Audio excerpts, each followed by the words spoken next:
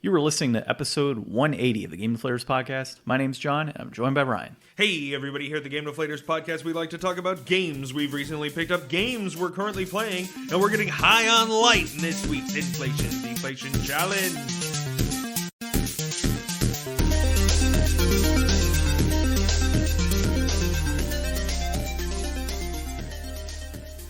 So this week we played a pretty sweet game on the TurboGrafx 16 mini console, that is. Brian? Blazing Lazers, bruh.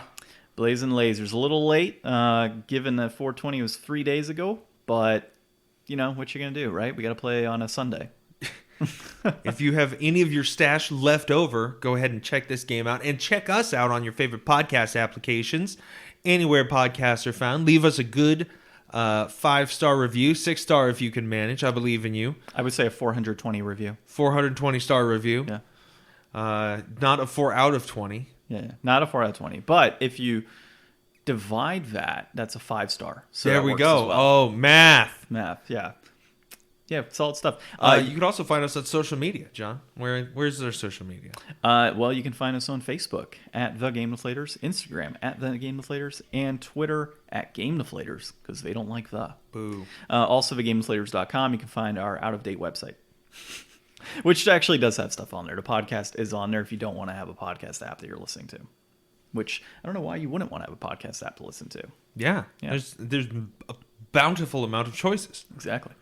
All right. Well, Ryan, I know you couldn't find anything this morning on articles, but lucky for you, I found articles last night that we can talk about some topics on, or talk about the topics that these are about. I don't know. It's early, dude. So first thing we're going to discuss is Netflix doubling down on video games as their stock plummets. Sony is reportedly putting in ads in PlayStation games. Microsoft was apparently doing it last week and starting it up. Sony this week. And Ryan, I see your notes and I absolutely love it. And then next is Nintendo of America criticized over treatment of part-time and contract workers, which, surprise, surprise, Ryan, the video game industry and part-time/contract workers being treated poorly. Interesting. Who would have thunk it? But to get started, pickups. I'll go really quick. Picked up some Magic cards for a venture deck that I'm going to be playing in Magic the Gathering. Basically, concept is venturing into the dungeon with the whole like D&D mechanic that they instituted several months back, and continually pummeling through that dungeon to do a bunch of stuff and control my opponent's board. That's the overall idea. Also, I picked up Ikai on the Nintendo Switch. I do want to get it on PS5 though, because it is a horror game, and what better way to freak yourself out than playing a horror game on your PS5 versus a portable system, or having it in a lower graphics quality, of course. Definitely. Yeah, regardless, I have surround sound in that part of the house, so it's going to sound good no matter what and still be freaky, but yeah. Freaky deaky. Yep. As far as what I'm currently playing, though, this is a little more interesting. So, Ocarina of Time, I finally got to the Forest Temple. Okay. And I got the horse. Yeah? The horse was the most important part for me in this game. Yeah? I was you like, horsing around? I was like, I need the horse, because if I don't have the horse, it's way too slow. Eep. Like, just having to... Every time you start at wherever you're starting from, if there's no horse, it's an absolute bitch, because you're like slowly traversing across the Hyrule Plains until you finally get to where you need to go. And by the time you get to where you need to go, it's shifted to night. So things are different. Yeah. Whereas with the horse, I can get there faster. I want to see a best horses in gaming list between Epona, Aggro, and Torrent. Like, there's some tough competition for number one. Well, so far, Epona's got number one on my list because I needed Epona. So that's what we got there. Forest Temple, God, how far am I on that one? I got several keys. Are you Adult Link yet? Huh? Are you Adult Link? Yeah, I'm Adult Link. I already found Sheik and all that good stuff. So you're doing pretty good. You'll probably be done. I'm about halfway through the game now. Cool. Yeah, I pumped in several hours, and I'll probably have to re-record today. I'll pop in some more hours. Wait, was I going to do anything today? No, I think that's what I'm going to do. I'm just going to play that until my wife gets home. So yeah, I'm going to hopefully put in a couple hours today, get past the Forest Temple, go to the next area, and try and bang this game out really quick so I can finally jump into Elden Ring, Ryan. I need to play Elden Ring. You do. I need to play it. The other thing I've been playing, and I love how there's a typo on here, Apex Legends, but based on what was typed in, I put in Apex Legenda. Oh my God, the sequel. Yeah, which, by the way, I got to tell you, so we were playing with somebody from Brazil the other day. Okay, and I think the main language in Brazil is Portuguese, if I'm correct. To be determined. I don't remember. Yeah, look it up. I think it's Portuguese. So we're playing with this guy from Brazil, and I never noticed this, but like we had mic feedback coming in on his end. So whenever he was playing Gibraltar, and whenever he would do anything, you're right. I'm right. Okay, cool. So whenever we'd do anything, Justin and I are playing, we'd hear on our mics Gibraltar saying like, "Oh, here I go. I'm gonna jump and do whatever," and then in Portuguese it would repeat right afterwards. So we're listening and like we just hear like the guy's Portuguese, game going off because he had language settings in such a way, or Spanish. I don't know what he had it set as, but it was hilarious. So I'm just listening to like call outs from Gibraltar, Multiple. and then it repeats and on the mic. I'm like, oh god damn it. So we did that, but played a lot of Apex Legends this week. Got to silver rank 1 in arenas, which is fun. Cool. And then we played a lot of It Takes Two. So my wife and I we're in the greenhouse in It Takes Two. I don't know where in the game that is. I think it's towards the end. But that's where we're at. I don't know what game she wants to play next because that was my choice. So I don't know. She hasn't told me, like, given me an idea on what game she is interested in playing next. You guys ever played Secret of Mana? Well, we haven't played it yet, but I don't know if that's the game that she wants to play. She might want to play another Tomb Raider game, to be honest, which means I'll have to buy the other Tomb Raider, Shadow of Tomb Raider. So we'll see. But It Takes Two, a lot of fun, dude. I'm enjoying it. New crossover game, Shadow the Tomb Raider. Shadow of the Tomb Raider? Like Shadow the Hedgehog? They should make Shadow the Tomb Raider. I see what New you crossover. did there. I don't know. We'll have open world Sonic soon.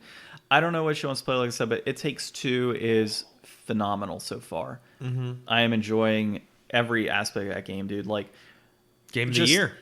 I know. It really is, like, it deserved it, 100%. As far as I am right now in this game, I'm enjoying the boss battles. I'm enjoying all the different things that you could turn your characters into. You guys could do A Way Out. That is a good one, actually. Previous actually. game. Yeah, well, A Way Out, I think, is more guns and such, isn't it? Or I don't know. I mean, it's more of like I have it, but it's more of like an adventure story. Like, it's not like really like an action heavy game, but it's not like a zany multi-plat or like a multi style platformer. It took quite a bit. We normally play like single player games and kind of progress through and trade off the controller. She's always been super hesitant about playing multiplayer games specifically with me because I tend to get ahead. And so it's like if we're, at some point I'll like run ahead or something and then it feels like, oh, well, you're doing everything versus me, versus if we do single player, we can kind of progress and like, no, you take the control a little longer. Yeah. Oh, you died. No, it was too quick. Go ahead and take more time type of thing. This is more like one of those ones where like you each have things to do to help the other person. Like, because you're trying to like break out of a prison. So it's like one of you's on one side of the jail and somebody's on the other. You each have like a task to do, and then you have to like hand off a shiv in the middle or something. Yeah, and I think that's why It Takes Two has been so good for us to play, because I can't progress very far without somebody, right? It's like, oh, hey, let's get to this area and do this. Okay, cool. You want to get to the top? Well, we need each other to do that. There's none of that like one person's running ahead and doing everything and the other person's just kind of messing around and can't do anything. So that's kind of the benefit of it. But yeah, that's what we've been doing. How about yourself? So, I picked up Dragon Quest XI on Game Pass, which is a giant 100-hour RPG. Nice. I actually bought that not too long ago. So, I've been playing that in like the half hour before I go to bed, and a little bit here and there where I can. It's fine so far. I mean, I'm obviously not the best RPG finisher, so we'll see how far I get in this. I do love all the art and stuff, Father of Dragon Ball, like I love that artwork. So I feel like I've known a lot of Dragon Quest, like world building and stuff for like monsters and, spells and things like that. Like I'm used to some of that from playing some I played most of the Dragon Warrior Monster series, like their Pokemon kind of emulated version thing. Yeah. Rather than the actual Dragon Quest games. So this is my first mainline Dragon Quest game. But I'm very excited about it. I'm having quite a bit of fun. I like the systems that they have in there to kind of modernize some of the aspects, like as opposed to going into every random battle, or not random battle, but like battles on the map. It's got that. It's got the like tactics system where instead of having to go in and choose fight, choose attack, choose which attack, which enemy, you can just be like, everybody go all out, you know, you be aggressive, you heal, you do this. Like, you got some options and you mostly just let it auto battle through. Yeah. And most of the battles go pretty quick.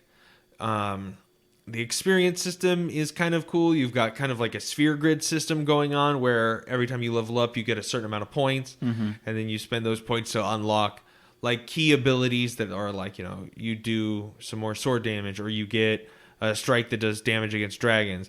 But it's not like a big hundreds and hundreds of choices. It's like everybody has like 2 different weapons they can pick from, and then like a special thing or something. Gotcha. So there's not a lot. You could probably put like, I don't know, maybe eventually you go through half the board. Maybe you put down like 40 abilities or something.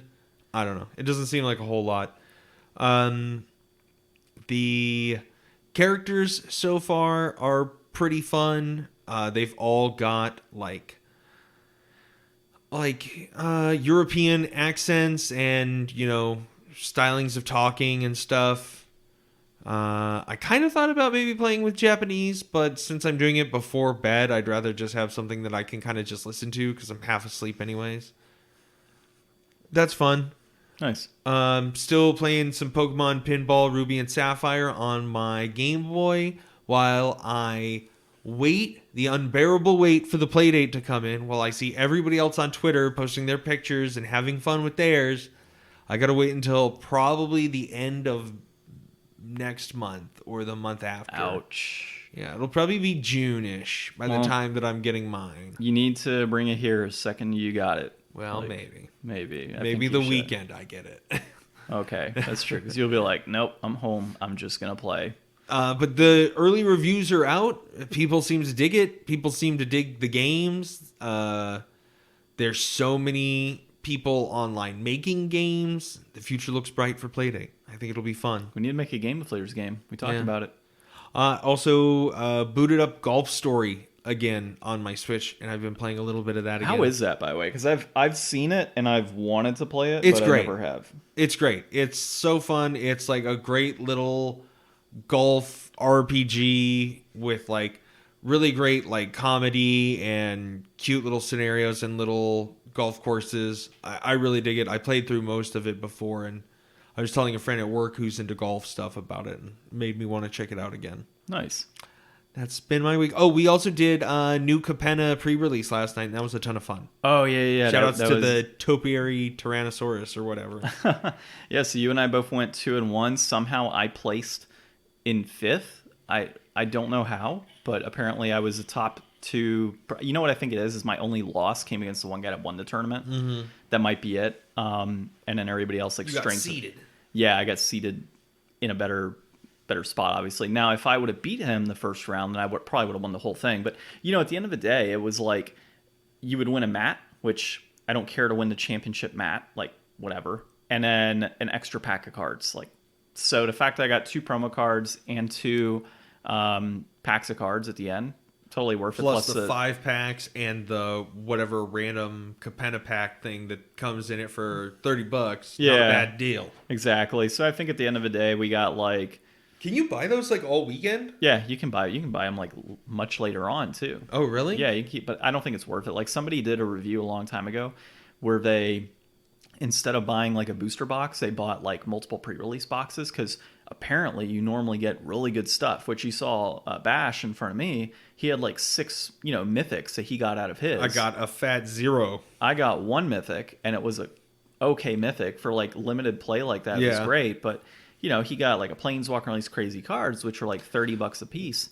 And other people got Planeswalkers that were good. But like you and I got, shit end of the stick on that one. See, yeah, I don't think it would be good to do this as opposed to buying like a set booster if that's what you're going to do, even though I think you and I are both kind of over that now. I think I'm just going to buy singles and then hopefully win tournaments. And, you figure if I can buy enough singles to make my deck, and that deck is say $100 in singles that I gotta get because you saved yourself $20. Yeah, basically I saved $20 because I don't have to do that, and then I go into a tournament, win that, and then get whatever amount of packs I can get off that. So like, I made a burn deck, for example, for $60 or $80. Actually, it wasn't even 80 because I had most of the cards, so like $60. And I ended up getting 13 packs in a tournament. That's $80 right there in packs. Yeah. I ended up buying, getting out of that like $10 entry basically. By the way, my Chandras that I picked up a long time ago for like $6 a piece, $30 a piece now. Dang. I know. I was actually kind of shocked. I will say this pre-release was super fun. If you're not super familiar, I'm not either. The Kamigawa was my first one, and in that one you got like just 6 boosters. This one was a little different. You get 5 boosters, and you get like a bag that's like a clear bag, and it's got a mix of cards in there that are supposed to be more aligned with like whichever mob family, because there's like 5 different mob families, so there's like 5 different pre-releases, and you build your 40 card deck out of that. Now that might vary a little bit. I watched the Wizards of the Coast do an unboxing thing, and that guy in he didn't get like any good cards that worked with the one, and then in the one that I got basically all the cards that I needed to use in that pack. Well, then like you saw how my deck played, because we played this morning, and which I beat Ryan, which was good.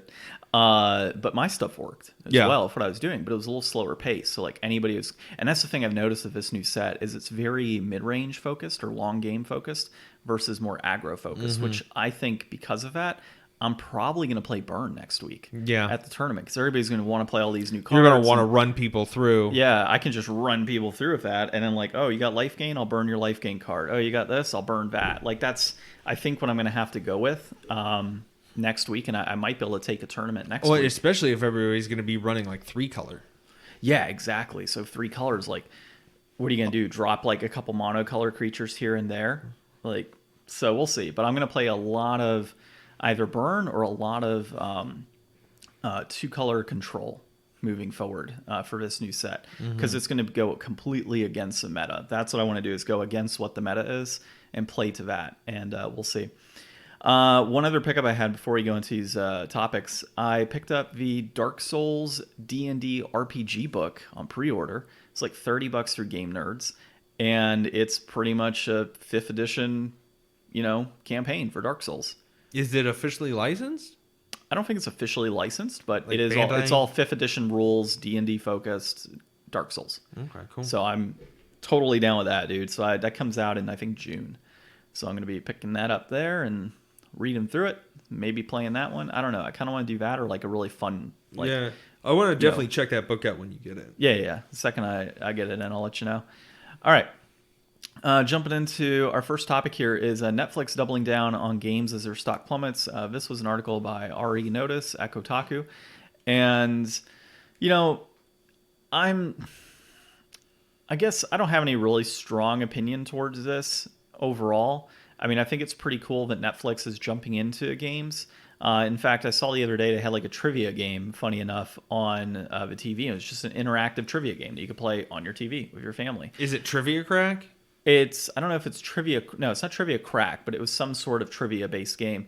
But I thought that was pretty cool. I mean, if you think about it, if you're sitting down as a family and you've got the remote in hand and the whole family sitting together on the couch, instead of watching TV, play a trivia game, which has the educational components to it, plus just a fun family aspect. Like, I think that's pretty cool. It's a little different, obviously, and they're doing this as a way to, of course, try and increase their subscriber base, because they just lost 200,000 subscribers in this last quarter, and then they also lost, I don't know how many million last year per their end-of-year report, and their stock plummeted like 20%.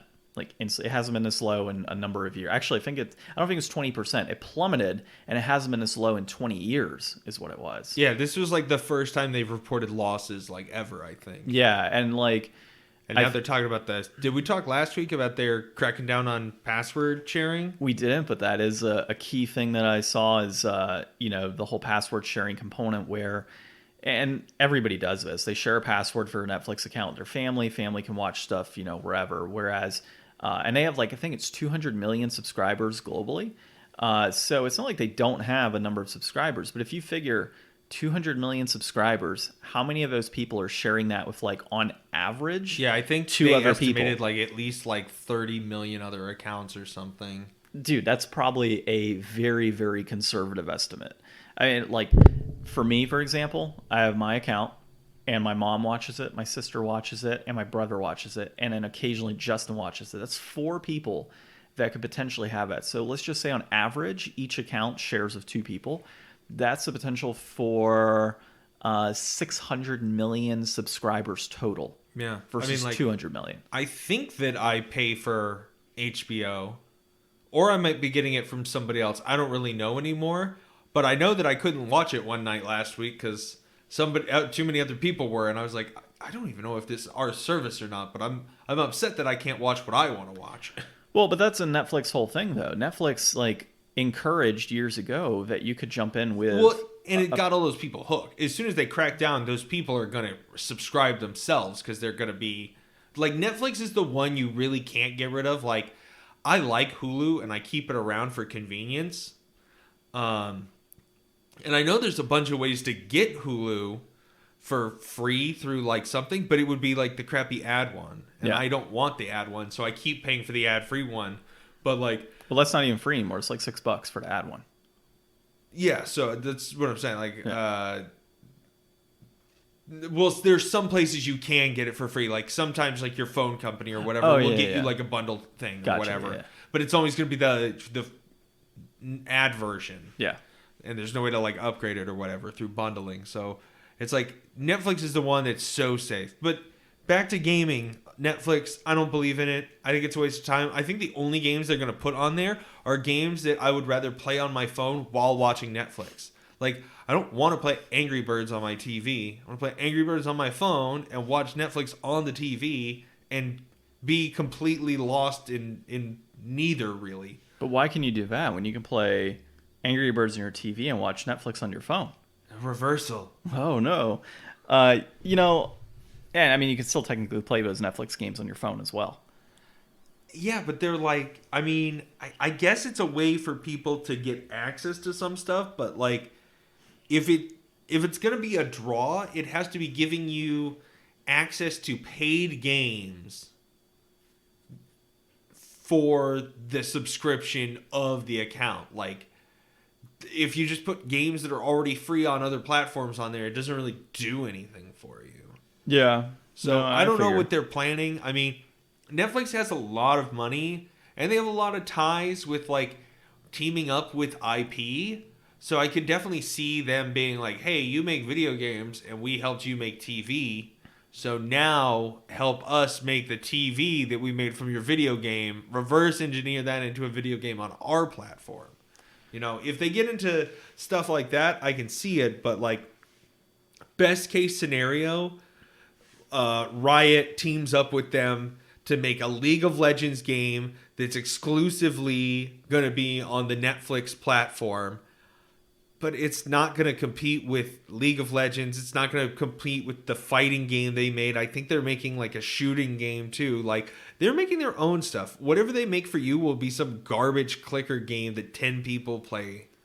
Well, maybe not 10 people. Maybe a lot of people would play it, but it wouldn't be very good. Netflix could probably convince a major publisher to start streaming games on their service. And we talked about it a while back. Given that their subscriber base is 200 plus million people, minus the 2 million or so from last year. But given how many millions of subscribers they have, if they go ahead and say, well, we're going to go ahead and do a whole new system where there's no password sharing, or maybe there's password sharing, but it's only 2 accounts, you and one other person. Because I think right now the lowest is 1 and then 2 other people can watch. So say they minimize that. That at least increases their revenue from that component. And then offering another tier to their subscription system where it's okay, well, for $20 a month, you get all of the Netflix and you get to stream some of the latest and greatest video games that are out in the market on Netflix. If they could figure that out somehow, they would make a boatload of money, dude. I mean, if they can make the streaming quality good. I tried streaming Dragon Quest XI on Game Pass on my phone the other day, both on and off Wi-Fi, and it wasn't really great either way. And that's just an RPG. Anything that's actually needs any kind of timing or anything, I wouldn't have been able to even remotely mess with. Well, and the thing that really sucks is Wi-Fi in general is much slower than a direct connection. So if you want to get the best experience streaming, you typically need to have a direct connection. And how many people have their living room TV plugged into their Ethernet? Not many at all. I would say it's slim to none. Do TVs even have Ethernet ports? I think some do. So I think mine does, actually. But the idea of streaming is that you don't need special hardware and you can do it easily. Exactly. And how do you hook a controller up to your Netflix? Like, I guess they have a way. You can Bluetooth it. Yeah. I mean, just like, I don't know, most TVs I imagine have Bluetooth nowadays, I would figure. So orders probably some sort of dongle because most TVs have USB systems now, or system ports. Yeah, that's true. So, yeah, I think it's interesting, something to keep an eye on moving forward. If they really do take like a deep dive into gaming, it'll be interesting to see. So that's what Sony should do. Just like build a PS1 emulator into all their Bravias.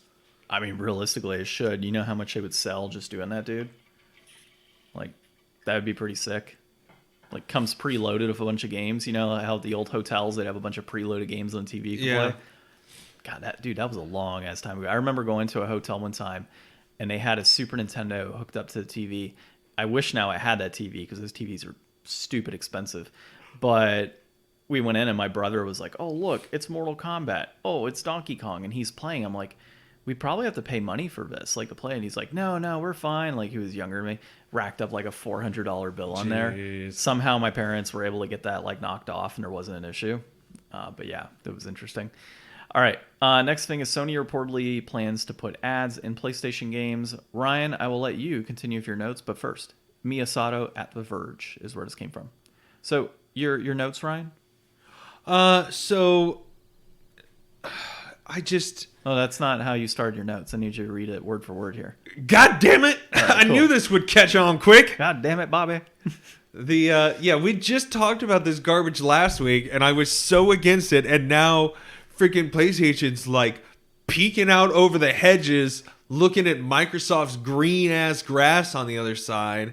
And they're like, we want some of that. But apparently, and I don't know that we actually covered this last week, but it specifically notes in the article that PlayStation isn't sure if they're going to be taking a cut of that revenue yet. But apparently Xbox won't be. So Microsoft would be using that more as allowing developers to put it in, as opposed to a revenue source for Microsoft.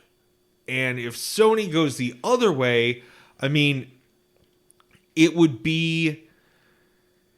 make so much sense to do it, because if Xbox is going to go through the effort to put the technology and allowance into their system, and those are potentially going to be multi-platform games, it makes sense for PlayStation to allow the same thing on their system, so that everything is just cohesive and everybody gets to push ads forward into our lives more. But if they're going to take a cut of it, it's obviously going to make them less of a good partner in this.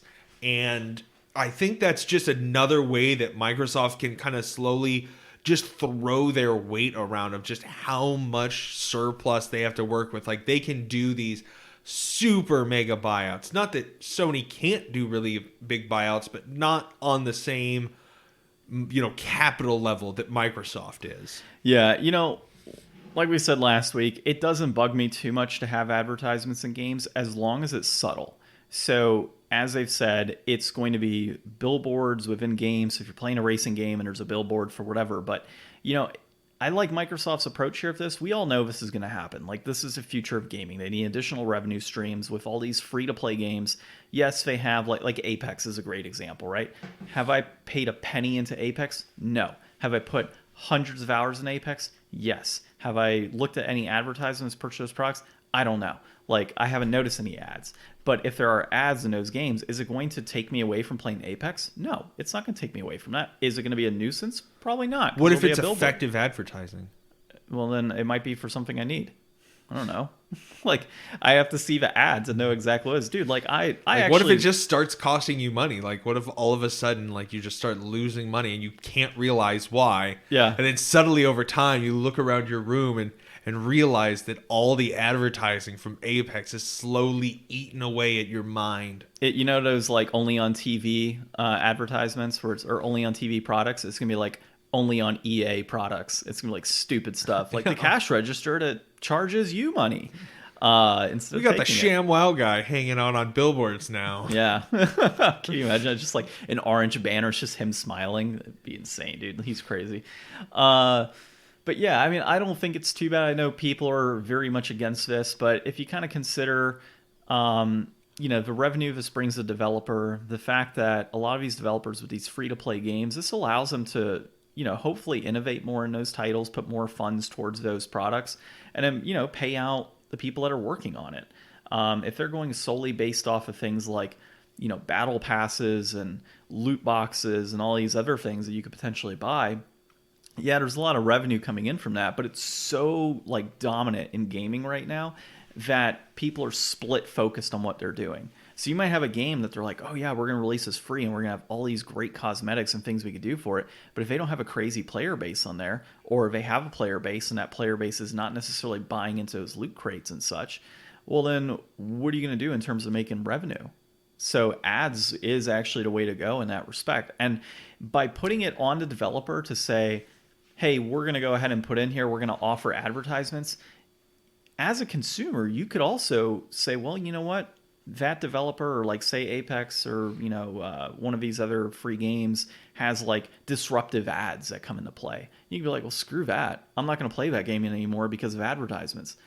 Use your voice in that respect. And honestly, some of us may go away anyways, kind of like how people are against NFTs and all the great things. Yeah, but ads that. are different. Ads are... I get it, but there have been ads put in things before, and people have, pitched a fit, and it's been gone. So, I guess we'll have to see how it goes. I can see this, turning over sideways, and then them, kicking it back and saying, oh, well, we tested it, we didn't like it, or it just didn't work for the consumer. We're going to listen to you, and we're going to take ads off of games. Like, who knows? But then again, developers could still technically throw ads in regardless. Oh man, what if you could hack it? Hack it and put the Game Deflators on a billboard in Apex or something? Yeah. Yeah, that'd be great. That's what we'll do. We'll advertise on Apex. They'll have to do some way to like protect the advertisers, and I mean these advertisers are already going to be people that are willing to have their products displayed alongside violent content or whatever the case may be. Well, and that's part of the article or the argument as well, is like how willing are advertisers going to be to put into like a Mortal Kombat game that's like free to play, or a Call of Duty or something, well, or like Halo's a free all over Doom. Mountain Dew and Doritos, but Mountain Dew and Doritos are for, I mean, as much as Mountain Dew and Doritos are for everyone, they don't really need to appeal to anyone. Well, here's another great form of potential advertising. We discussed the subliminal message aspect of it, right? Halo, okay. Baja Blast colored Master Chief suit. That's all it is. It just says Baja Blast suit color. I'm gonna Baja Blast you in the face. Doritos spicy nacho or Cool Ranch Dorito, suit for Master Chief. Oh, now, man. whenever people are running around, you're like, oh, he's got the Baja Blast. Oh, he's got the, Cool Ranch Doritos suit, Dude, whatever it may be. They need one that's just like that little, and it's just got the little speckles of just like the blue and red dots, but otherwise he looks like a tortilla chip. Yeah.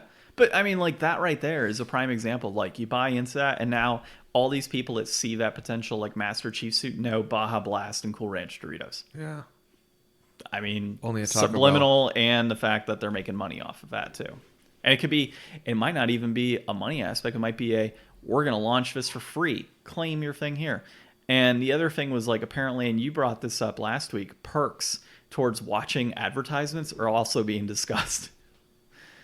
So gaming in the future is going to be interesting. I didn't get a chance to put the article in here, but I do want to talk about one thing that's not on here real quick. Did you see the Sonic Origins pre-release stuff? No. So the pre-order for it, like, they're doing absolute garbage, man. So if you guys haven't seen this, we don't have an article for it. You can find it online. They're making like the deluxe digital version have everything, and the base version have, just all the base stuff. But the things in between are like animations for the main menu. Like if you buy the basic version, the main menu, the characters won't be animated on it. But if you buy the digital deluxe version, they will be animated on it. What the hell? And it has like an extra like audio soundtrack and like a few other things, but like a couple of the things are like animations for the characters on specific menu pages, and it's just like, that is the worst, like, egregious, like, pay to get in the door kind of thing. So I mean, opening up this advertising is almost just like a way to offer alternate pay methods, like pay with your time instead of paying with money. Like, hey, if you want to, get an experience boost, you could give us $2, or you could watch, an 8-minute lecture on the ShamWow. 8-minute lecture on ShamWow. Oh man! And then what was the other thing? The Chop Shop or whatever it's called. Slap Chop. Slap Chop. Slap Chop. Yeah. Get the Slap Chop out. Yeah. Cut some stuff up and use a ShamWow. That's one of the things that just because you put static ads in doesn't mean it's going to stop there and not go back to like, oh my God, I got to sit around and wait so these companies can make more money monopolizing my free time. Well, and that's the thing, man. They're saying it's going to be non-disruptive advertisement, but it could be a slippery slope. And we go into like full-blown ads and, oh, well, look, you want Xbox Game Pass without advertisements? Here's what it's going to cost. Oh, my God. Yeah. Game Pass Plus. Game Pass Plus, yeah. Game Pass Plus Preview. Yeah. Expansion pack. Yeah, we'll see, dude. It's gaming in the future. And then to stick with the negativity in today's episode, Nintendo of America has criticized the treatment of part-time and contract workers. This is Thomas Whitehead at Nintendo Life.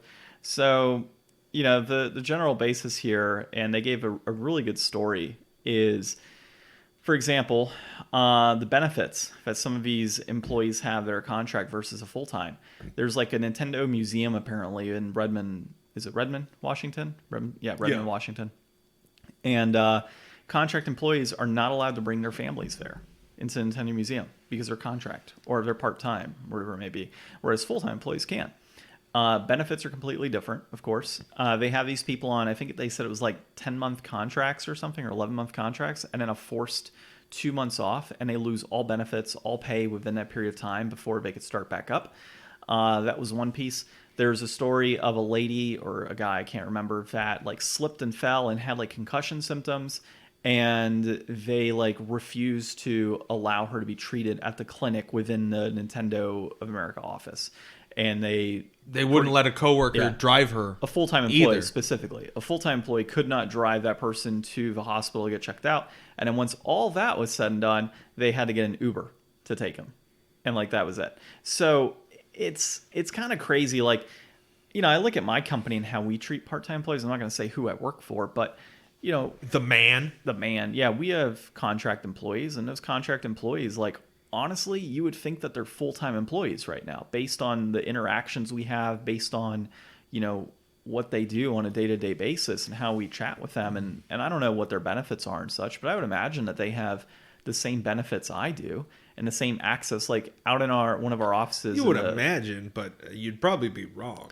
I don't know. I mean, there's a reason nobody wants to be a part-time contract worker. There's some things for longer than they have to. There's some things they wouldn't get. Like, I don't see how they get stock benefits because they're not a full-time employee. Like, I don't see stuff like that. But I can see things like one of our offices, for example, has a full-blown gym in the office. Like, I'm sure they have the benefit of using the gym, if they reside in that office, or not reside, but hang on that office for work. So I can see where, like, I imagine they don't get to use the gym. I imagine there's like a guy named Jim that will just yell at them while they run circles in the parking lot, and that's their fitness. I see what you're doing there, throwing some office at us. Yeah, I mean, that's how at least I've seen the interaction of our contract employees. This is a little ridiculous, to be honest, assuming it's all true. And this kind of stems from a report earlier this week of somebody having their like rights to organize violated by the company, but it turned out that was like a contract worker who had been fired for revealing, private information that they signed an NDA, I would assume, not to leak. Like, I mean, these situations are becoming more and more, visible as the industry turns more and more of an attention to this. We've been no stranger to crunch and all these other horrible working conditions, the rampant sexism and harassment in a lot of these major companies has been really bad for a long time. And I've noticed a trend in people talking about new projects being announced as a way of bringing in new talent.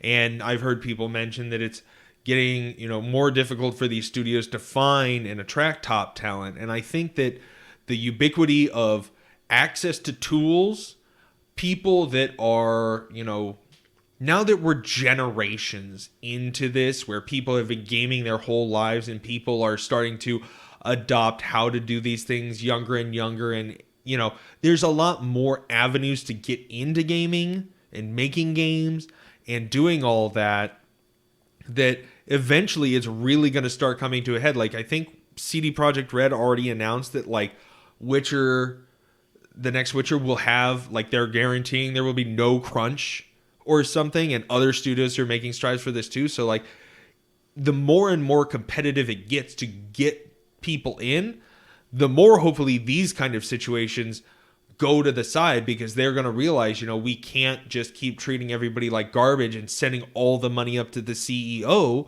or we're going to have really, really long development cycles without the best people because they don't want to work for us. Well, and some of the other things that, are kind of tied to this is those employees are apparently making below what the minimum wage is in that area. And I think a lot of it has to do with the fact of, oh, well, I want to work for Nintendo. Yeah, that's exactly what it is. Yeah, like there was a point in time where I applied to Nintendo and such, and like Pokemon Company and other groups out in Washington, and I think I had an interview of Pokemon Company, and that was it. Nintendo never shot me anything back, but I probably could get a job there now if I wanted to. But after something like this, why would I? Why would I want to work for a company that treats other employees like lesser than? Just because you're a contract employee doesn't mean you're lesser than the full-time employee. It just means that you happen to be a contract employee, and that the company decided that they needed your services and they just didn't want to do a full-blown, full-time setup. But it doesn't, it doesn't make you any less of an employee, and it doesn't make you any less capable than those that are full-time. So it's a pretty shitty situation overall, man. Just, if you're out there, remember that, just because you're a big family-friendly company doesn't mean that you actually give a shit about anybody. It's like because Disney. They're just there to make money like everybody else. So, it's easy to get suckered in and be like, oh, this is a passion field. Like, if you're not willing to put in the time, you just don't have the passion for it. Everybody else here really cares. That's BS. I just heard something, this is a little off topic, but like, companies want to take advantage of us all the time. Like, I just heard a different perspective on self-checkout lanes. Yeah. That's turning you into free labor. It's making you work when you go to the grocery store to be the checkout person. Yeah. That's why I always, if I have a bunch of stuff, I just wait in line. Yeah. Have the person do it. Because, like, I'll just sit there on my phone and, do that. Yeah. And it's kind of Disney-esque, Mm-hmm. It's that's what Nintendo's turned into, is Disney. But dude, all the stuff that we talk about the gaming industry, like, would I ever want to work in the gaming industry? Nah. Not after all the crap we've read over the years. Working in the game industry is like one of those things that just has to be a giant compromise, because it's never going to be what you imagine from the outside. There's a lot of armchair game designers out there, and I'm definitely one of them. I have a friend who did some game design study in college, and he's like he does all kinds of stuff with computers, way more than I could ever know. But I love to give him a call sometimes when I'm driving and I have an idea for a game or something, because, like, who doesn't have, like, a little notebook or something where they write those ideas down? But it's like there's a million people all with those ideas, all trying to get into this field to try to get those games made, and 99% of them wind up working for some asshole way more than they need to. Yep, pretty much. That's why support your indie developers, for sure. All right, diving into at least a positive topic, we played some Blazing Lasers. Blazing Lasers on the TurboGrafx Mini. This was developed by Compile, published by Hudson Soft NEC, directed by Masamitsu Nitami. Nitani. I messed that one up. It was released in August of 1989. It is a scrolling shooter, and reception is actually around an 8 to a 9. Ryan, off the bat, I love this game, dude. It was awesome. Like, at first, it's kind of difficult. It's challenging. It's a hard one. It's actually a pretty challenging shooter, for sure, or scrolling shooter. And I love the music. Above and beyond, the music was phenomenal in this game. The art style and the enemies were great. The pickups were pretty cool. All the different things you could do. I just thought it flowed really well. It had the right amount of difficulty to where you wanted to keep going, but it wasn't too difficult to where you're like, oh, screw this, I'm done playing for today. It had really good proportions. Like, you know, a really good shmup has to have, you know, not too small sprites that it's hard. Like, you can very easily lose, like, enemy bullets and stuff. But also not too big to where trying to maneuver around becomes really hard. So this had like a good balance of the two. I think that the level designs in these games are always like, I mean, there is no real level. You just kind of see the art that you scroll by, but like, it was awesome. The ship designs and everything were really unique and different. I hadn't seen a lot of like those big like, they almost look like steel girder structures with like spiky cannons mounted on them. Those were pretty neat looking. Like, as far as like shmups go, you're right on like the amount that they put into it. I've played a lot of shmups where like there's just way too much stuff on screen going on. And it's usually like the heavy Japanese influenced ones where it's just like colors all over the place and explosions and all these things happening, and you just get so lost. Whereas this was just so perfect, the way that it was laid out. And the one complaint I do have is picking up the various like level 1, level 2, level 4. We didn't really figure out what all those were. We were mostly kind of just trying to get the one we were happy with and dodge the rest and not really realize which number was associated with which item exactly. Well, some of I knew like level 1 was like 1 energy, 2 was 2 of the beams, 3 turned in whatever, and then 4 was something else. But like, you know, like I got it at that component, but like, you know, and you had like the different letters that come out, like you had S, but then like if I had S one time and picked up an S again, it changed it. I'm like, what the hell? Like, why is it changing all of a sudden? So that was a little different. They had these like purple gems that you collect and it makes your weapon stronger, and you have various power levels tied to it. That was pretty cool. There wasn't a whole lot of shields though, I noticed. Like, we had shields a couple times, but even with shields on, I'd get hit by a missile and my ship would go down. I'm like, that's kind of stupid. The manual is not very helpful. We did look up the manual online. One of the worst manuals I've ever read. Some good art in there, some cute little sketches of the ships and stuff, but like, it's just like, there's power-ups. You know, they've got different levels. Mm-hmm. Figure it out. Yep. It wasn't very like you would hope it would be. Yeah. And now, ideally, I would say, like, hey, let's go over the story. Let's go over, like, all of these cool things that are in this game. But, like... shmup. Yeah. You have, like, one Dark Order group that is in this, and they have their various bosses, and you're going through the galaxy or whatever it is trying to destroy this. Did you see anything interesting on, like, a wiki in regard to, like, development or anything that was part of this? Like... So, it is by the people who did... Puyo Puyo and Super Bomberman, I think it said. And I love both of those games, so that right off the bat, well, it's Hudson, so it would make sense. You know, it might not be the same folks, obviously, over the years, but still solid overall. It's known as Gunhead in Japan. Mm-hmm. That was it was a launch title for the console. I think, you know,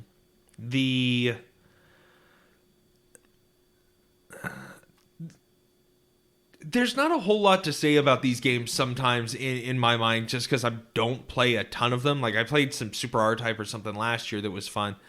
But, like, the controls, like, what do I say about the controls? Like, they mostly always feel the same. Like, I wouldn't be like, oh, the controls were great, or, oh, the controls were bad. I heard you say you really liked the music. I thought that the audio quality was definitely, like, eh? Really? Yeah, I mean, there were times where it was just like, it sounded so grainy or something. I wasn't sure if it was your TV speakers or if it's just what old stuff sounds like now. Level 2 felt like that. Like, it felt like level 1 was stronger, and then level 2 kind of took it to a different level where it just wasn't as, like, powerful. Yeah, I don't know if the voice in there calling out the power-ups was speaking English, but whatever he was saying, I just no idea what he was saying. Every time you picked up something, you just heard... Yeah, like if it was laser, like that was kind of ridiculous. Homestar Runner was hanging out in there mumbling at us. It was funny, dude. Every time it changed, I had to walk away at some point with Ryan was playing. I'm just like, I hear the voice, I'm like, yeah, I thought that was kind of a downside, to be honest, but quality wise, I felt it was really good. It's a fun system. Every game that we played on here has been like a decent time. And I was just checking out the Digital Foundry was doing a video today for Mini Amiga 500. Mm-hmm. And, they were saying that the games on there are not like the best choices. I would like to go through more of the library on here and, see what in here is like really top picks, what's maybe like more bottom, because we've just kind of picked things at random here and there, but like everything's been pretty good so far. Maybe this is like one of the better curated mini console game lists. Well, we've played, because the PlayStation one fucking sucked. Yeah, the PlayStation one's not very good. The TurboGrafx Mini, I think I've said it before, it's my favorite mini console. 100% is my favorite mini console. The one that we played that wasn't too bad was Alien Crush, which was that pinball one. Mm-hmm. But even that, for like a pinball game, and that pinball's time, fine. Yeah, it wasn't that bad overall. So everything we've played has been pretty solid for the most part, like you said. And the controller on there is great. It's definitely. It's a good controller. It's essentially like, if you've never played it, it's basically like a Nintendo controller, like NES controller, but the D-pad feels a lot better. Yeah. You have kind of that rounded D-pad where you can do what you want to do and kind of have your half circles and all of that, or half moons. So yeah, I like it. 2 buttons, start and select, and then your little D-pad works out great. And I think there's like a turbo button, because obviously TurboGrafx. Turbo. So. All right, brass tacks, dude. Complete in box. We're looking at $79.50. That peaked in May 2021 at $82.60. Right now we're trending up. That spike in May last year, that looks like one of those people who like overpaid, but it definitely looks like it's peaking back up that way. Loose going for $79.44. That's peaking right now in April of 2022, and that's trending up as well. I mean, honestly, John, for the 6 cents, you might as well spring for the box. It's assuming that this is 100% accurate, but yeah, I mean, if the difference in those sales has been 6 cents, I would go complete in box. But I have a sneaking suspicion that this $79.44 is more of an anomaly, and it's probably like 50 something bucks probably on the loose end. That's what I would guess. So I would say let's guesstimate $50 for a loose copy. Well, here, let me pull the chart back up. All right, see what it's at. Yeah, because that seems really odd, dude. I think what most likely happened is somebody listed as loose, but it was like the disc and case and all that good stuff, and somebody was willing to pay a little more money because of that. Or maybe it was just a solid disc and it had some other stuff. I mean, it was down under 50 in November, but before, I don't know, dude. This has been fluctuating between 50 and 65 for like a year. And that seems about right, given that it's just a jewel case and a little, pamphlet basically. I would say $60, 50 to 60 is probably pretty fair on a loose copy. But, our rating, that's what's important here, right? Inflated or deflated based on the price point. This is a tough one. So the thing is, unless you have a TurboGrafx, like, there'd be no point for you to pick this game up as a collector thing just to have it. Like I don't think that there's enough demand on this kind of thing that even if you spotted it out there for like a good price, you'd really be able to turn around and make a great profit off of it. So if you already have a TurboGrafx and you don't have this, it was a launch title. It's really well reviewed. It's hard, but if you're into shmups, then whatever. I think there's better shmups for cheaper on Other consoles. So that makes it hard for me. I'm gonna say that it's inflated because that's easy to say because all games are inflated these days. Yeah, technically they're all inflated these days. I think because it's on the TurboGrafx, it's not exactly an easy console to collect for. And a lot of games on the TurboGrafx are actually quite expensive. I think this is actually a pretty fair value for. This is a good bargain game. I think for sure this is definitely one of those titles that's at a pretty decent value.